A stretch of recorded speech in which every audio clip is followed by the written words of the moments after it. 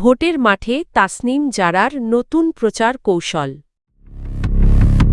২২টি হাত আমরা একত্রিত হয়েছি, জামায়াত আমির। নতুন ফ্যাসিস্ট শক্তির ঐক্য তৈরি হয়েছে, আসিফ মাহমুদ। একটি গোষ্ঠী ষড়যন্ত্র করছে যাতে নির্বাচন বাধাগ্রস্ত হয়, তারেক রহমান। ৭১কে সবসময় মাথায় তুলে রাখতে চাই, মির্জা ফখরুল। পোস্টার, উচ্চ শব্দের মাইকিং ও শোডাউনবিহীন নির্বাচনী প্রচারণার নতুন মডেল উপস্থাপন করেছেন ঢাকা-৯ আসনের স্বতন্ত্র প্রার্থী ডা. তাসনিম জারা। মানুষের আস্থা ও ব্যক্তিগত যোগাযোগকে কেন্দ্র করে তিনি চালু করেছেন প্রজেক্ট ঢাকা-৯ নামে একটি ব্যতিক্রমী ক্যাম্পেইন উদ্যোগ। সোমবার ২৬শে জানুয়ারি সামাজিক যোগাযোগ মাধ্যম ফেসবুকে দেওয়া এক পোস্টে তিনি তার নির্বাচনী কৌশল ও অভিজ্ঞতার কথা তুলে ধরেন। সেখানে তিনি জানান, স্বতন্ত্র প্রার্থী হিসেবে মনোনয়ন দাখিলের জন্য স্বল্প সময়ে প্রায় ৫,০০০ ভোটারের স্বাক্ষর সংগ্রহ করতে গিয়ে সাধারণ মানুষের স্বতঃস্ফূর্ত অংশগ্রহণ তাকে অনুপ্রাণিত করেছে। বিদেশে থাকা সন্তানদের ফোন পেয়ে অভিভাবকদের এসে স্বাক্ষর দেওয়ার ঘটনাগুলো মানুষের রাজনৈতিক সম্পৃক্ততার নতুন দৃষ্টান্ত বলে উল্লেখ করেন তিনি। ডা. তাসনিম জারা বলেন, এই অভিজ্ঞতা তাকে বুঝিয়েছে যে রাজনীতিতে আসল শক্তি হল মানুষের আস্থা ভাড়া করা লোকজনের মিছিল বা শব্দদূষণ নয়। নির্বাচন কমিশনের নির্দেশনায় পোস্টার নিষিদ্ধ থাকলেও শহর জুড়ে পোস্টার ও মাইকিংয়ের প্রবণতার মধ্যে তিনি ভিন্ন সিদ্ধান্ত নেন। তিনি জানান, একজন সাধারণ নাগরিক হিসেবে পোস্টারের জঞ্জাল ও উচ্চ শব্দের মাইকিং তাকে সবসময় বিরক্ত করেছে। সে কারণেই তিনি পোস্টার না লাগানো এবং উচ্চ শব্দে প্রচারণা না চালানোর সিদ্ধান্ত নেন। পোস্টার ছাড়া মানুষ কিভাবে জানবে, এমন প্রশ্নের জবাবে তিনি তুলে ধরেন প্রজেক্ট ঢাকা-৯ উদ্যোগের কথা। তার মতে মানুষ ভোট দেয় বিশ্বাস থেকে, আর সেই বিশ্বাস তৈরি হয় পরিচিত মানুষের আন্তরিক কথোপকথনের মাধ্যমে, বড় মিছিল বা মাইকিংয়ের মাধ্যমে নয়। জামায়াতে ইসলামীর আমির ডা. শফিকুর রহমান বলেছেন, নির্বাচনে ১১ দলের ঐক্য মানে দেশের আপামর জনগণের ঐক্য। দুর্নীতিবাজ, চাঁদাবাজ, খলবাজ ও ফ্যাসিবাদের বিরুদ্ধে জনগণ এবার লাল কার্ড দেখাবে। সোমবার ২৬শে জানুয়ারি বিকেলে চুয়াডাঙ্গা টাউন মাঠে ১১ দলীয় জোটের সমর্থনে আয়োজিত নির্বাচনী জনসভায় প্রধান অতিথির বক্তব্যে তিনি এসব কথা বলেন। ডা.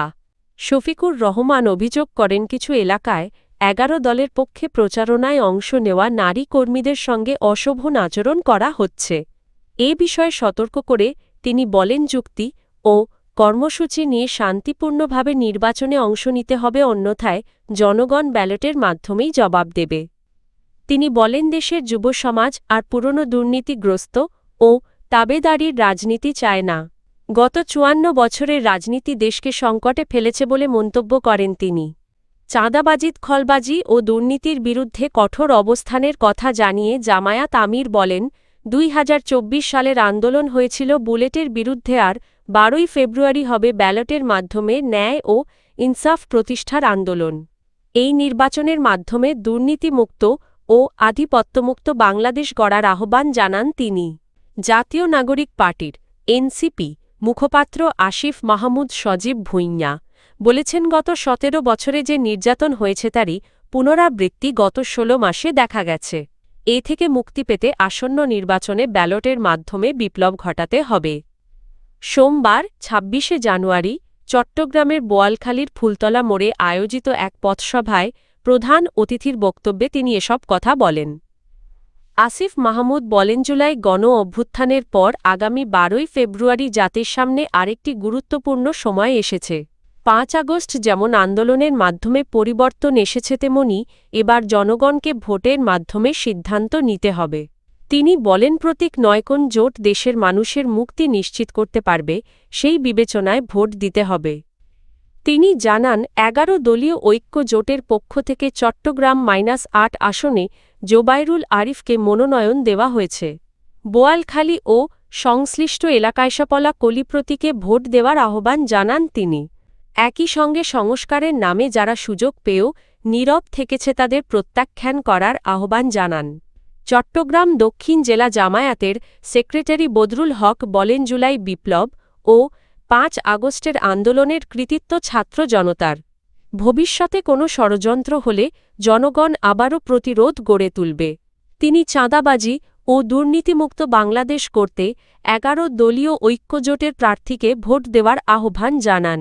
বিএনপির চেয়ারম্যান তারেক রহমান বলেছেন, একটি গোষ্ঠী আসন্ন নির্বাচন বাধাগ্রস্ত করার ষড়যন্ত্র করছে। এ বিষয়ে সবাইকে সজাগ ও সচেতন থাকার আহ্বান জানিয়েছেন তিনি। সোমবার ২৬শে জানুয়ারি বিকেলে নোয়াখালীর হাতিয়ার দ্বীপ সরকারি কলেজ মাঠে আয়োজিত এক নির্বাচনী জনসভায় ভার্চুয়ালি যুক্ত হয়ে প্রধান অতিথির বক্তব্যে এসব কথা বলেন তারেক রহমান। তিনি বলেন, গত ১৫ থেকে ১৬ বছর ধরে জনগণ ভোটাধিকার ও মতপ্রকাশের স্বাধীনতা থেকে বঞ্চিত ছিল। যারা এই অধিকার কেড়ে নিয়েছিল তারা ইতোমধ্যে দেশ ছেড়ে চলে গেছে। তারেক রহমান নেতাকর্মীদের উদ্দেশ্যে বলেন, শুধু ভোট দিলেই দায়িত্ব শেষ হয় না। ভোট কেন্দ্রে উপস্থিত থেকে ভোটের হিসাব নিশ্চিত করে তারপর কেন্দ্র ত্যাগ করতে হবে। তিনি বলেন, বাংলাদেশ সব ধর্মের মানুষের দেশ এবং সবাইকে ঐক্যবদ্ধভাবে দেশ গড়ে তুলতে হবে। হাতিয়ার সমস্যার প্রসঙ্গ তুলে তিনি বলেন, নদী ভাঙন, বেড়ি বাঁধ ও বলকবাঁধ সহ দীর্ঘদিনের সমস্যাগুলোর সমাধান বিএনপিই করবে। তবে এজন্য ধানের শীষ প্রতীকের প্রার্থীদের জয় নিশ্চিত করতে জনগণের ভূমিকা জরুরি। বিএনপি সরকার গঠন করলে ধাপে ধাপে হাতিয়ার মানুষের সব সমস্যার সমাধান করা হবে বলেও তিনি আশ্বাস দেন।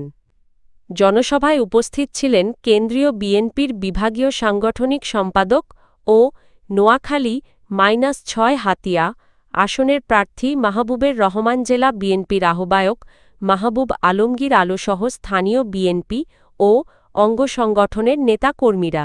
বিএনপির মহাসচিব মির্জা ফখরুল ইসলাম আলমগীর বলেছেন, ১৯৭১ সালের মুক্তিযুদ্ধই বাংলাদেশের অস্তিত্বের ভিত্তি, তাই এই ইতিহাসকে সবসময় মর্যাদার সঙ্গে স্মরণ করা জরুরি। সোমবার দুপুরে ঠাকুরগাঁও -১ আসনের সদর উপজেলার বেগুনবাড়ি ইউনিয়নের বিডি উচ্চ বিদ্যালয় মাঠে নির্বাচনী গণসংযোগে তিনি এসব কথা বলেন। মির্জা ফখরুল বলেন, পাকিস্তানি শাসনামলে নির্যাতনের কারণেই বাংলাদেশ স্বাধীন হয়েছিল। সে সময় যারা পাকিস্তানি বাহিনীকে সহযোগিতা করে দেশের মানুষকে হত্যা করেছিল তারাই আবার আজ ভোট চেয়ে ক্ষমতায় যেতে চায়। এ বিষয়টি জনগণকে সচেতনভাবে বিবেচনা করতে হবে। তিনি বলেন, যারা স্বাধীনতা ও বাংলাদেশের অস্তিত্বে বিশ্বাস করে না তাদের হাতে দেশ পরিচালনার দায়িত্ব দেওয়া ঠিক হবে না। হিন্দু সম্প্রদায়ের উদ্দেশ্যে তিনি বলেন, বাংলাদেশে কেউ সংখ্যালঘু নয়, সবাই সমান অধিকার সম্পন্ন নাগরিক। ভয় না পেয়ে সাহসের সঙ্গে দাঁড়ানোর আহ্বান জানিয়ে তিনি বলেন, বিএনপি সব নাগরিকের অধিকার রক্ষায় পাশে থাকবে। তিনি আরও বলেন, বিএনপি ক্ষমতায় এলে ধর্ম বর্ণ নির্বিশেষে সবার অধিকার নিশ্চিত করা হবে।